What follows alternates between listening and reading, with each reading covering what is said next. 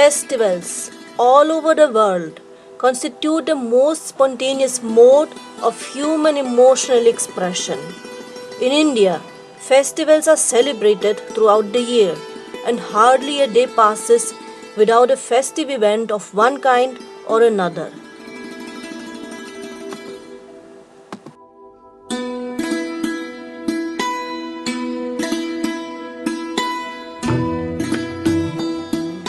Diwali or Deepavali is the principal autumnal festival in India and South Asia, which is celebrated on 5 consecutive days around the new moon of the lunar month of Kartik, which corresponds to late October or early November in the Gregorian calendar.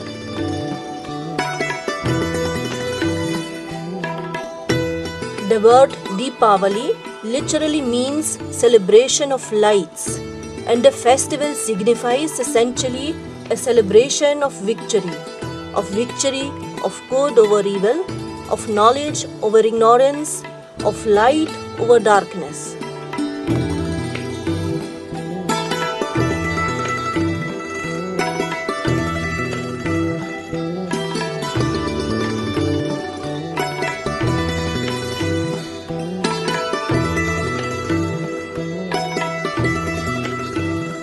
In most parts of India, the Diwali festival coincides with the worship of Lakshmi, the goddess of wealth and prosperity, and people clean up and decorate their houses well in advance of the festival so as to invite the good fortune personified by the goddess to their homes.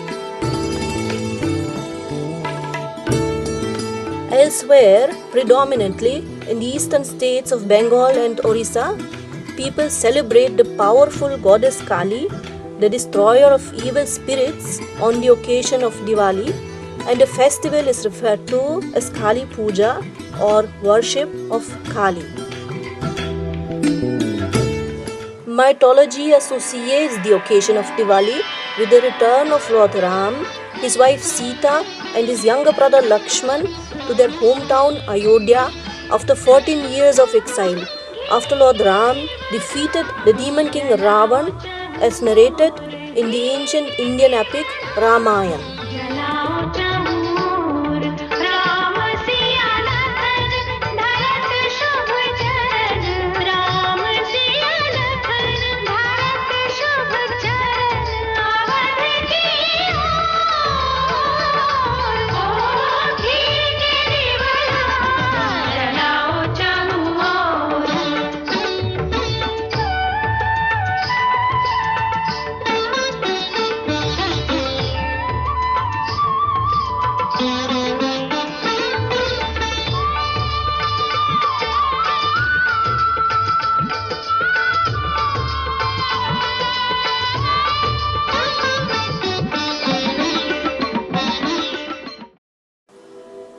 The Diwali celebrations start on the 13th day of the dark half of the month of Kartik, also referred to as Dhanteras or 13th day of wealth. According to an ancient legend, a newlywed prince was predicted to die during that very night, but his bride laid out all her gold and silver ornaments at the doorstep of the chamber and lit lamps all over. Yam, the god of death, was dazzled by the radiant light and had to return empty-handed. It is customary for people in India to buy ornaments and precious metals on the day of Dhanteras. The following day is known as Narak Chaturdashi, referring to a mythological incident in which Lord Krishna slayed the demon Narakasur. And people in South India traditionally celebrate Deepavali on this day. In North India, people worship the god Hanuman and offer sweets made of gram flour. The Diwali festival culminates on the new moon, which is the actual day of the festival of lights. On Diwali, particular importance is ascribed to the preparation of rangolis, meaningful auspicious designs resembling the mystic diagrams of the ancient Hindu tradition. Rangolis are arranged at the doorsteps of houses and temples in order to invoke the positive vibrations of the universe and to make them enter the inner chambers.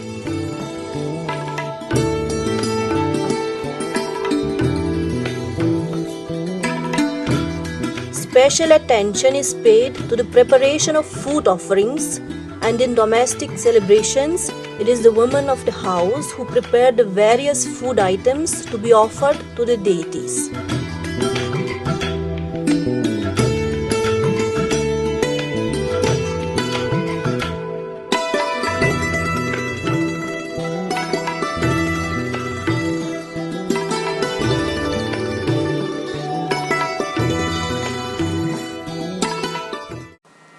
At the ancient temple of Sri Radharaman in Vrindavan, meanwhile, the priests perform Utsavarti, a special light ceremony which takes place only during the evening service on festive days. The deity of Sri Radharaman, who became manifest from a sacred Shalagram stone in 1542 AD, is the oldest continuously worshipped deity in Vrindavan. The liturgical tradition, initiated by the Saint Gopal Bhatt Goswami in 1542 itself, has remained in the hands of one and the same Brahmin priest family, descendants of Damodar Das Goswami, since the 16th century, continuing in 5 surviving family branches to the present day.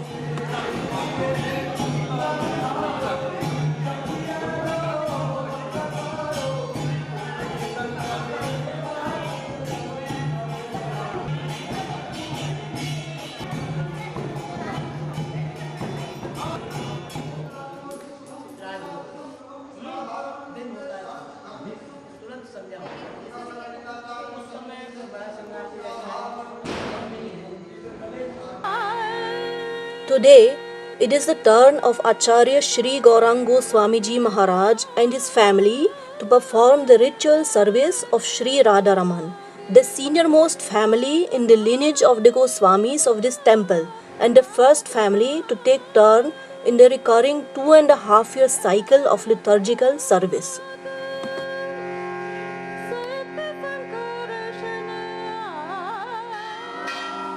Following the magnificent Utsavarti ceremony, the officiating priests assemble by the side of the shrine and perform the rituals of worshipping the goddess Lakshmi.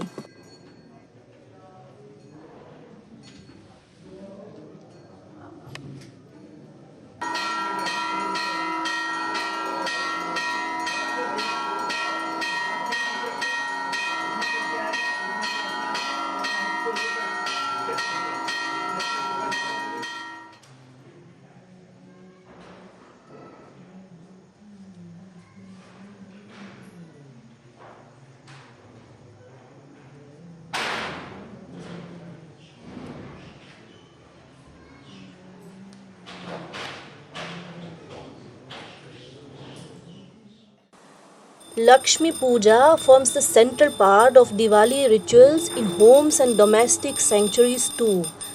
The rites start with Abhishek, the ritual bath of the deity with 5 sacred substances: milk, curd, ghee or clarified butter, honey and sugar, along with numerous essences and Ganges water.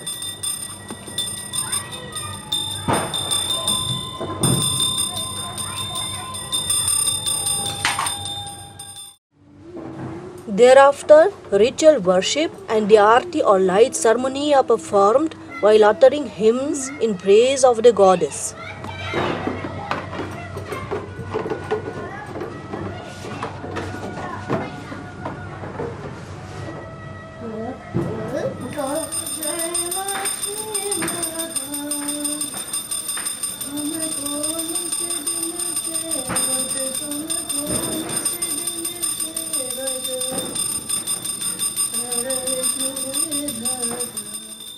Once the ritual worship of the goddess Lakshmi is completed, oil lamps or diyas are lit and placed all over the house.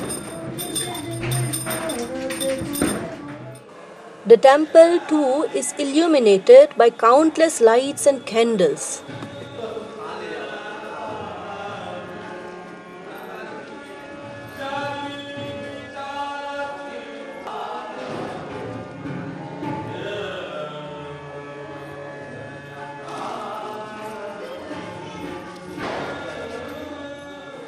Devotional songs relating to the Diwali festival and describing Lord Krishna rejoicing in the celebrations resound in the temple courtyard, while the devotees take vision of Sri Radharaman seated on a silver throne specially installed for the occasion.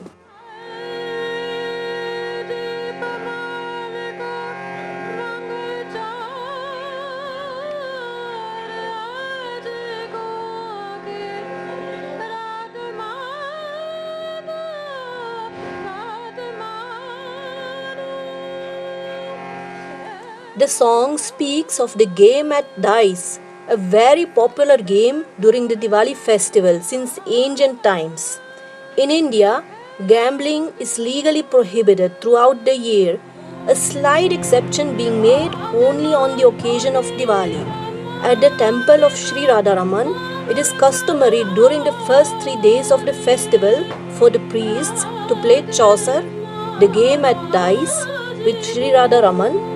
One of the priests plays for himself while the other represents the deity, and the latter usually wins.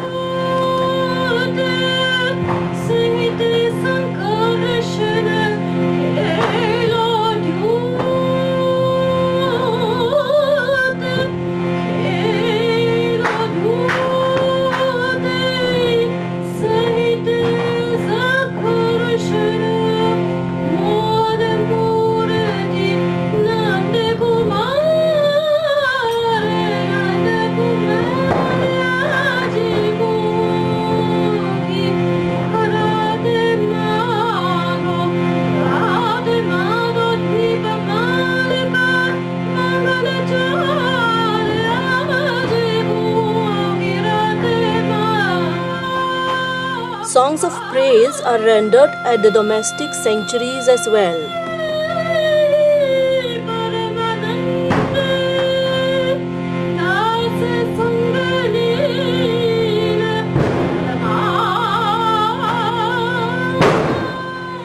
The sound of the devotional songs is easily outdone by the noise of firecrackers released all over. Originally, elaborate fireworks and crackers were meant to chase away demons during the new moon night, while the lamps would disperse the darkness of the night and illuminate the way for the goddess Lakshmi to enter the homes of the people. It is customary to leave an oil lamp near the shrine that would burn the entire night. Happy Diwali! Happy Diwali! Happy Diwali!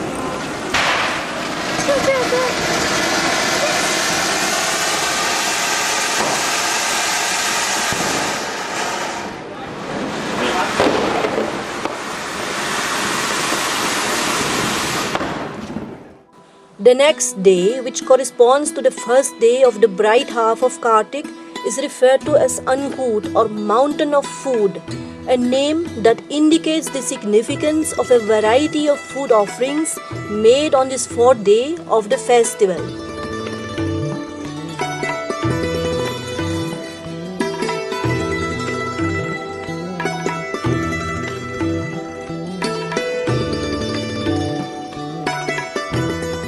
Mythology holds that on this day, Lord Krishna lifted the Govardhan mountain in order to protect the people of Braj and their cattle from torrential rains released by the king of the gods, Indra, who was angry at the villagers worshipping the Govardhan mountain rather than him.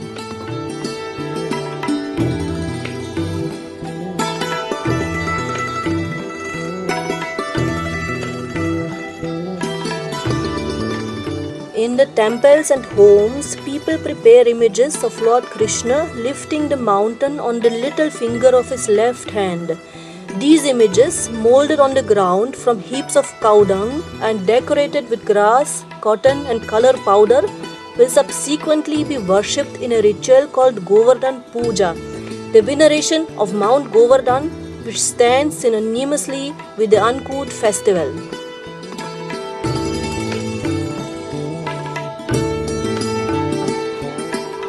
At the temple of Sri Radharaman, the preparations for Govardhan Puja start early in the day.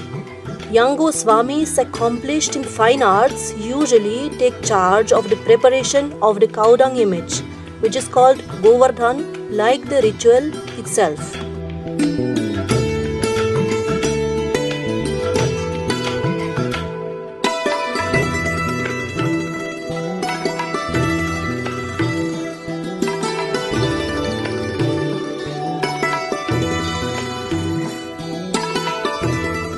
The image is prepared in the temple courtyard.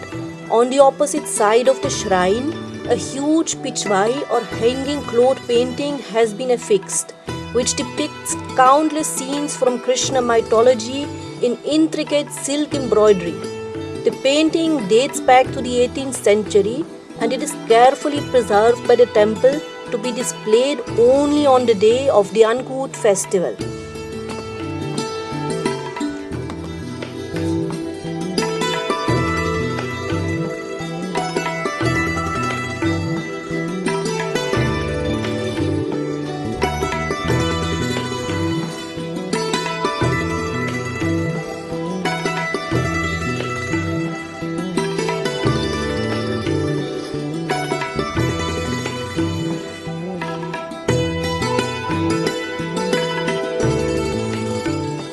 It takes several hours to prepare the Govardhan image.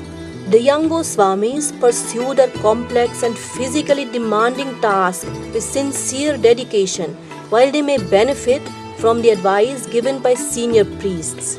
Here, Jagdish Lal Goswami Ji Maharaj, an accomplished painter, Sanji artist and photographer well into his 90s, lends a hand himself to inspire the new generation of artists.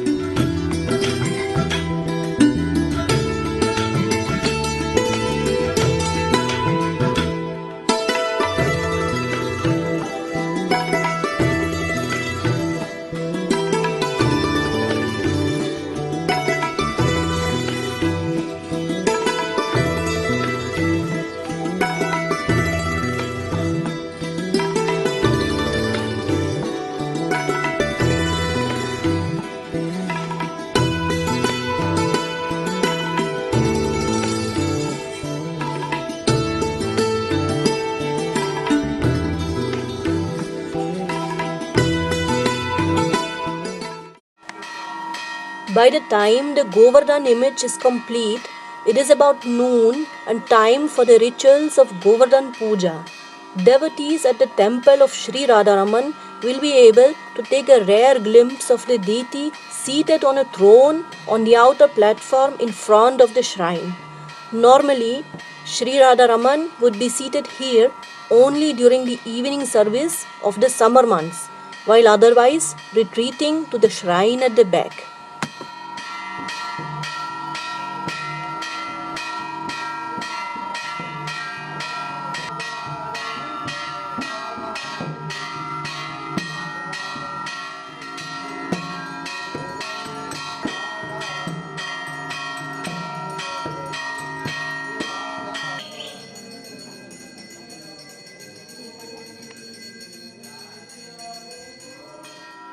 The officiating priests descend to the courtyard to perform Govardhan Puja, the ritual worship of the Govardhan image as well as of the cow, symbolizing the universal mother who has been brought inside the temple especially for this rite.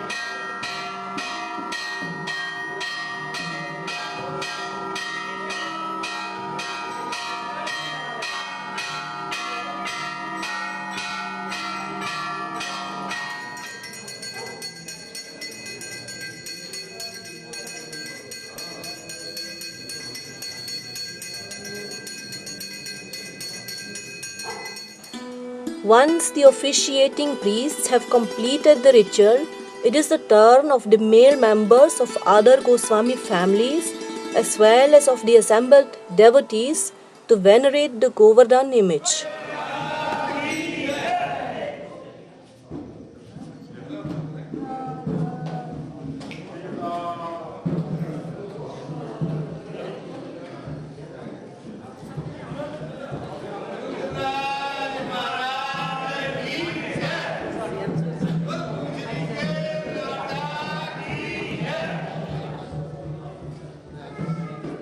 Songs narrating the mythological events related to the Ankud festival resound in the temple courtyard while the ritual worship continues.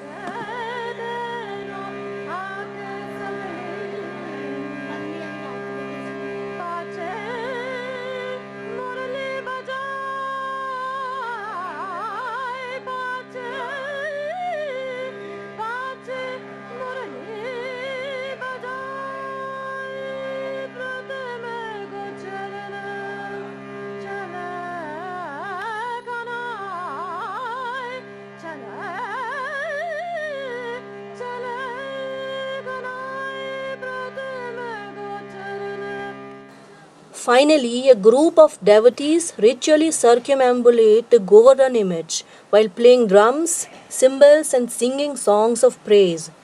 They thus symbolically circumambulate the mountain itself, which is a rite of great spiritual merit.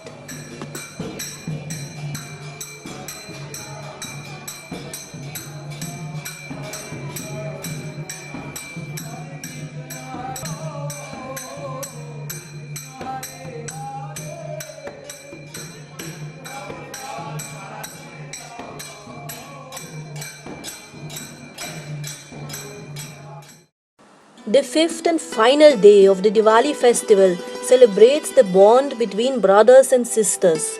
According to mythology, Lord Krishna visited his sister Subhadra after having slain the demon Narakasur, and Subhadra gave him a warm welcome with sweets and applying a tilak or forehead mark to his forehead.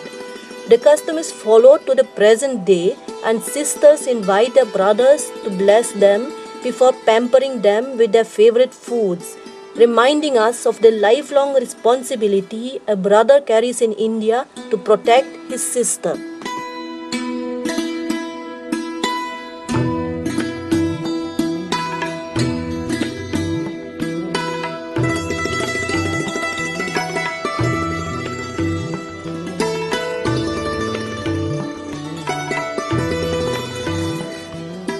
In the evening of the same day, a lamp is lit in the south part of the house to appease Yam, the god of death.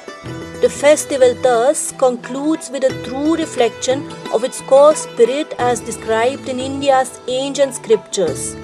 From the unreal, lead us to the real. From darkness, lead us to light. From death, lead us to immortality. Om, peace, peace, peace.